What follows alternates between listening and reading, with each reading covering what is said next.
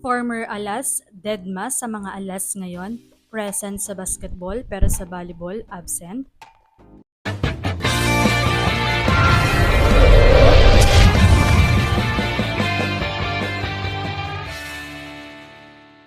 What's up, Volleyball Nation? Welcome back to my YouTube channel. Narito ako para magbigay sa inyo ng updates tungkol sa mundo ng volleyball. Pero bago yan, don't forget to subscribe and hit the notification bell para updated ka sa aking mga videos. Batid naman ng marami na mayroong isyong kinakaharap ang pamunuan ng volleyball sa bansa. Ngayon nga'y kasalukuyang lumalaban ang Alas Pilipinas Women's para sa AVC Women's Cup kung saan ibang set of players nga ang ating ipinadala kumpara sa mga representative natin noong nakaraan. Dahil nga sa isyong kinakaharap ngayon ng PNBF sa pamumuno ni Tony Boyliao ay hindi sila nakikitang manood o nanonood ng laban ng Alas sa Candon City. Subalit maging ang mga dating Alas members ay wala ring pagpapakita ng suporta sa mga new Alas. Kahit nga story man lang sa kanilang Instagram account ay walang makikitang bakas ng pagsuporta. Napansin pa nga ito nang manood ng ilan sa mga OG Alas players na sina Gia Morado de Guzman, Jen Yerva, Angel Canino, Amy Provido at Vanny Gandler ng basketball na Dayo 23. Ika nga ng isang netizen sa basketball present sa volleyball absent. Kahit pa nga mga close friends at teammates sila, ang nasa Alas ay wala silang ipinapakitang suporta. Well, hindi naman natin sila masisisi.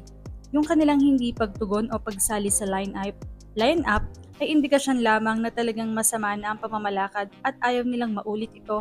Kaya naman malamang ay hindi nila alam ang mararamdaman para sa mga players na nagre-represent ngayon.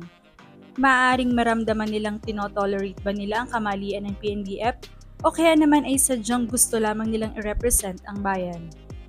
Gayunpaman, nawa ay walang magkaroon ng alitan sa pagitan ng players, lalo na ang iba sa kanila ay magkakaibigan talaga at teammates pa.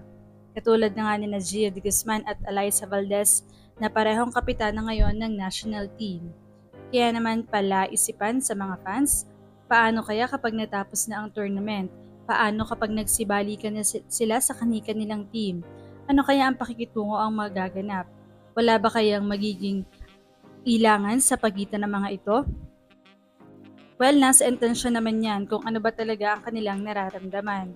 Basta ipinakita lamang ng koponan ni Gia na talagang tutol sila sa nagaganap na kamalian ng PNBF.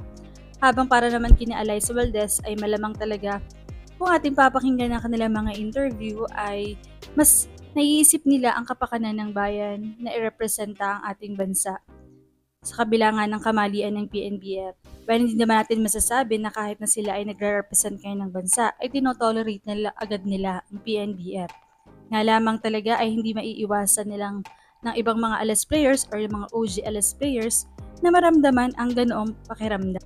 Kaya mga ka-Volleyball Nation, sa tingin nyo ba ay magiging okay pa rin sila?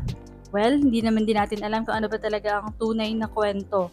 Abangan na lang natin ang mga susunod pang mga pangyayari. Anong masasabi niyo dito? Leave a comment below.